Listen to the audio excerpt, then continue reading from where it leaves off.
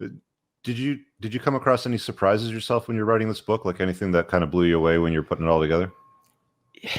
It not really, because I'm jaded and I'm cynical and I don't have a heart, but it was worse than I thought it would be. I mean, and I even went to my actuary, because if you didn't know, I had an actuary to like calculate my figures and double check my math and like do some, especially with the cross correlation between different traits and all that.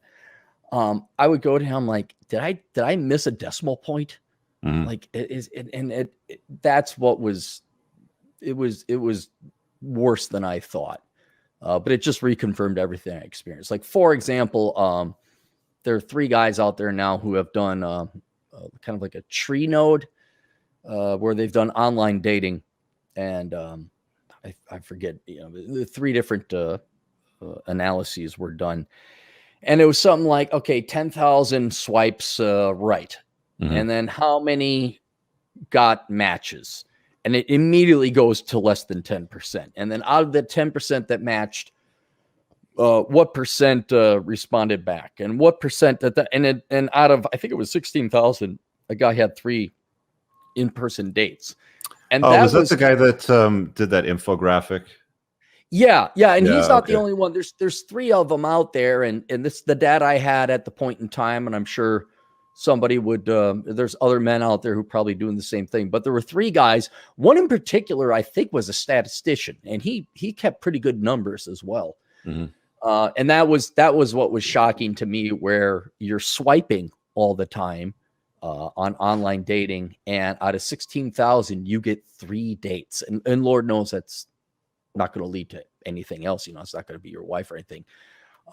And then also related to that, another thing that I was shocked with is the average man. Do you know what the average man spends on online dating, time-wise, per day? Time per day? Yeah. Oh, I'm going to say a couple hours a day, probably. 90 minutes a day. 90 minutes, yeah. Yeah. And I'm like, you got other things to do, guys. I mean, and for such a low rate of return, where it's nothing, it's like you might as well, I mean, Troy Francis, go out and meet these girls in public.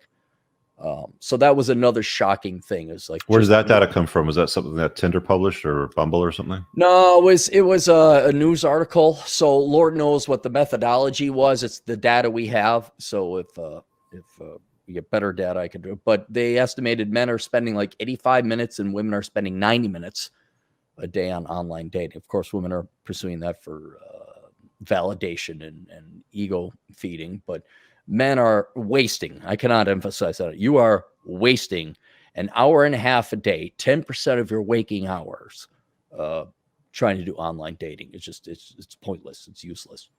Yeah. And, your typical reward is going to be somebody that looks nothing like their pictures, usually 10 to 20% heavier than their pictures. Right.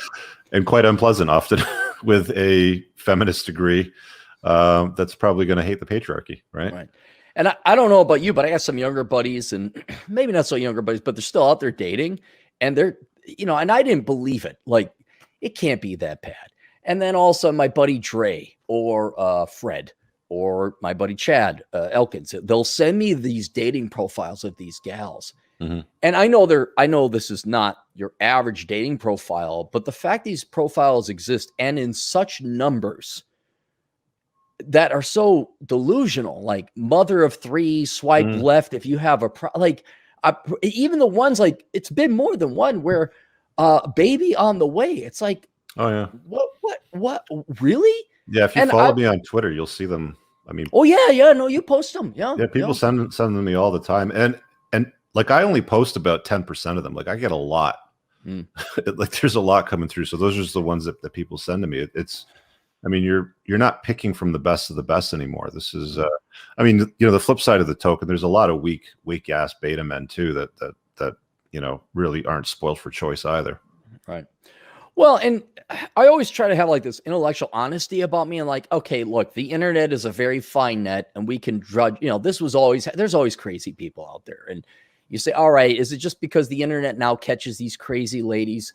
But then again, as a social scientist of sorts, should we be seeing like a bunch of June cleavers then of the equal amounts? Like, okay, if we're going to go Bell distribution, off to the left of degenerate, worthless pieces of crap, where it's like mom to be, child on the way, student loan debt, tattoos, nose piercing, and all that other stuff. Well, should there be like, svelte, nice, good Christian girl or Amish girl and looking to, engineering major or something like that? And there is not that commensurate high quality women as well. So, again, it's a very fine net, and you like, oh, is it, I think we're just pulling up the worst. And obviously we would say, look at this crazy, like that's going to go to the forefront. But the lack of quality women as a counter or an opposite to all these bad ones is an indication to me like how bad things are. I don't know, show me a girl who's like, hey, I love guns and I love Jesus, and by the way, I drink whiskey. Like I haven't seen that dating profile yet, but by gosh, there's hundreds, if not thousands, of literally expecting mother to be, by the way, 6 feet tall, it's like, wow. So it's very telling, and the numbers I have in my book are kind of bearing that out. Yeah,